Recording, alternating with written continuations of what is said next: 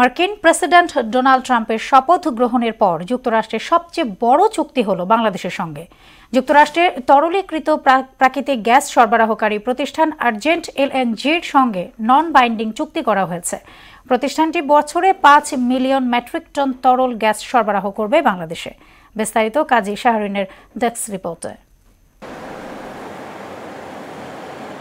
যুক্তরাষ্ট্রের তরলীকৃত প্রাকৃতিক গ্যাস সরবরাহকারী প্রতিষ্ঠান আর্জেন্ট এলএনজির সঙ্গে নন বাইন্ডিং চুক্তি হয়েছে বাংলাদেশের। প্রতিষ্ঠানটি বছরে বাংলাদেশে 5 মিলিয়ন মেট্রিক টন তরল গ্যাস সরবরাহ করবে। প্রেসিডেন্ট ডোনাল্ড ট্রাম্প দায়িত্ব গ্রহণের পর এটি যুক্তরাষ্ট্রের গ্যাস সরবরাহের সবচেয়ে বড় চুক্তি।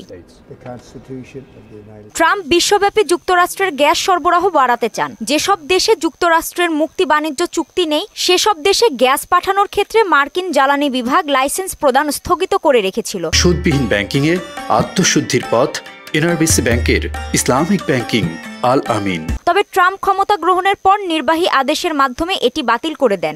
বাংলাদেশের সঙ্গে আর্জেন্ট এলএনজির চুক্তি প্রমাণ করে ট্রাম্প প্রশাসনের ওপর এই খাত সংশ্লিষ্টদের আস্থা রয়েছে।